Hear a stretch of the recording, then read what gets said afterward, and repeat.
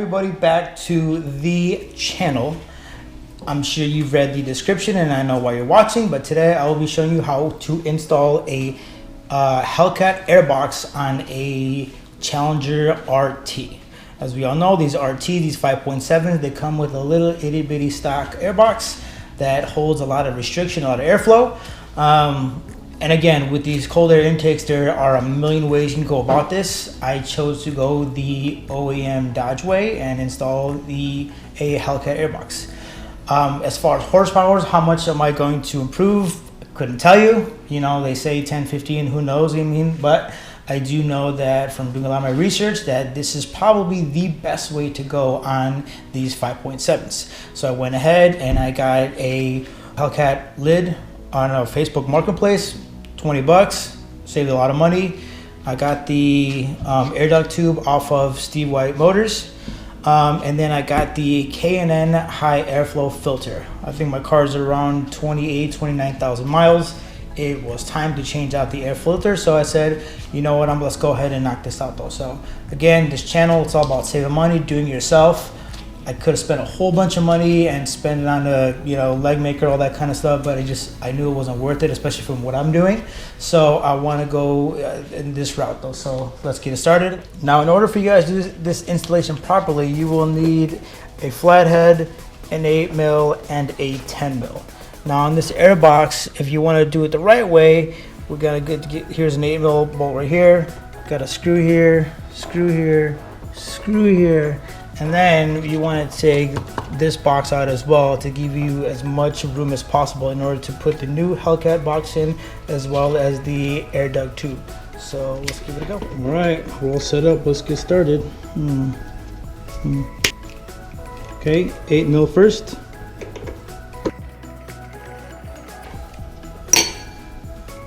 Okay, let's get these 10mm out the way.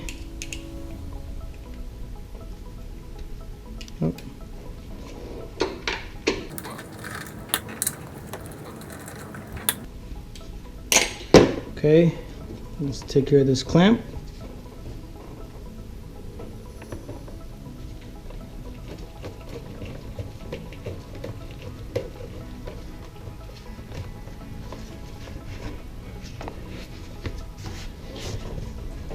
Okay, and then we got 1, 2, 3 screws.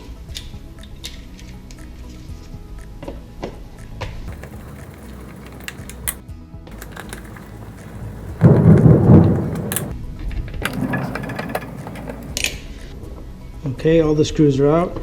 Now, since I'm using the same lid to my box, I don't have to remove this hose right here.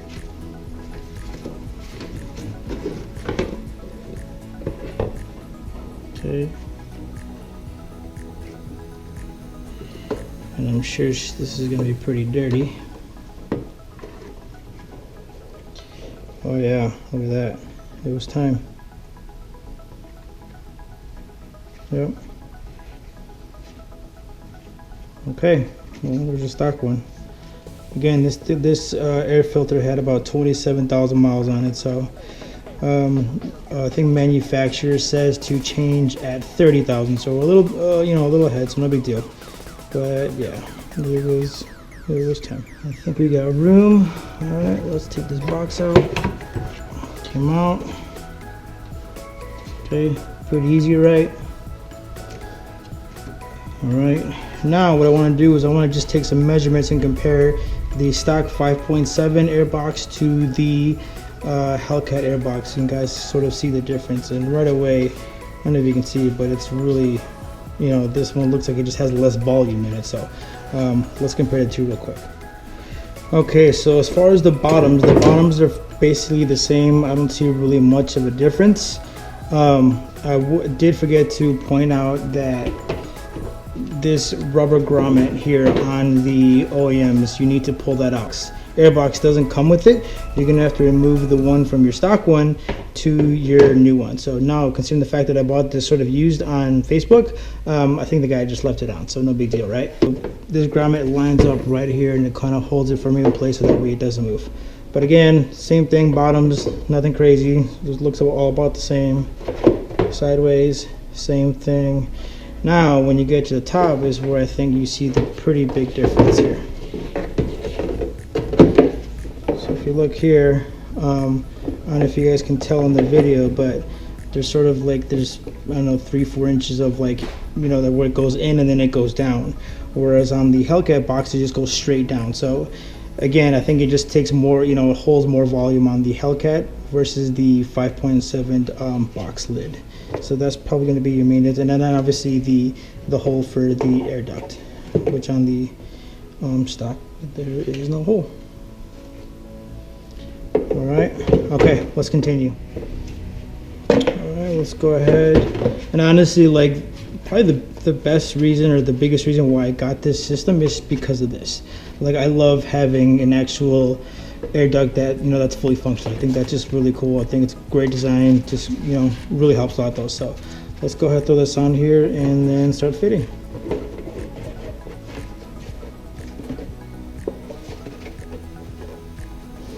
As you can see here, it's got these grooves in there. You see that? If you guys can see that. And then that way it tells you exactly how the air duct goes in your car. So there's no kind of fussing. It's got these little grooves. Hopefully you guys can see them. This one right there. Okay. All right.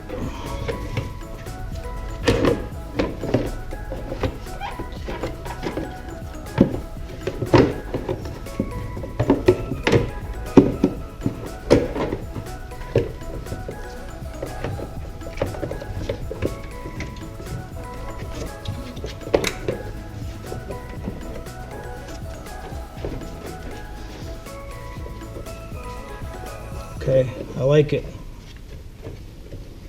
Okay, let's check functionality. I don't know if you guys can see that. Okay, we are in. Everything is lined. Again, this was key right here. I think if I didn't move that, I just would still be struggling. So I just had to move it just a little tiny bit, really. We can now set it back into place. Everything looks good and solid. Let's start butting everything back up. All right, let's give this puppy a shot. Again, K&N's supposed to be one of the better filters out there. I think this is oil-based, high flow air filter. Let's see, congratulations. Cool, big old warranty. You know, it's supposed to be cleaned every 50,000 miles. So basically, you know, quote unquote, it's supposed to last a very, very, very, very long time though. So we're gonna give it a shot. Obviously, I'm not gonna just use the same filter for 50,000 miles, but you know, I guess sort of technically you can, with I'm sure some maintenance in between. So cool.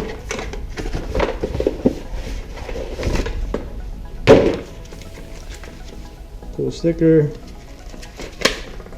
Again, filters, home, all that good stuff.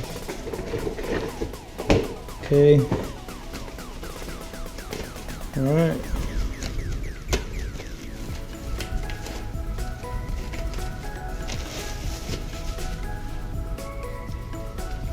It's nice. I mean, the quality feels good, I'll tell you that. Better than the stock one, so. Okay. Slide that puppy back in. Okay, all good. All right, that's on. Let's put the lid back on. Probably give this a good little cleaning.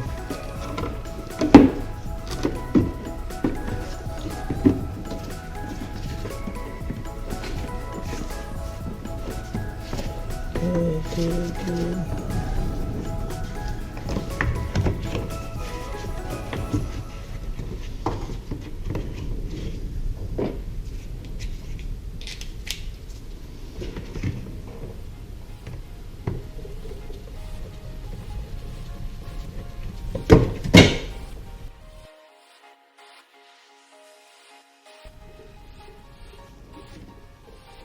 Okay.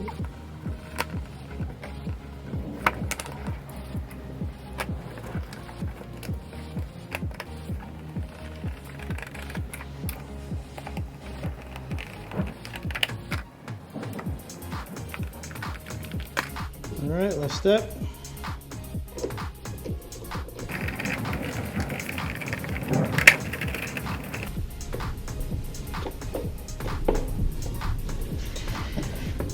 All right, here she is, all buttoned up. Alrighty guys, installation is complete. Again, this is just another alternative to, you know, countless cold air intakes out on the market. I just went the OEM way. Again, save me a whole bunch of money instead of having to go spend $200-300. But again, it's your choice. Hope you enjoyed the video. Got some more stuff coming up. Don't forget to share, like, and subscribe, and we will see you on the next one.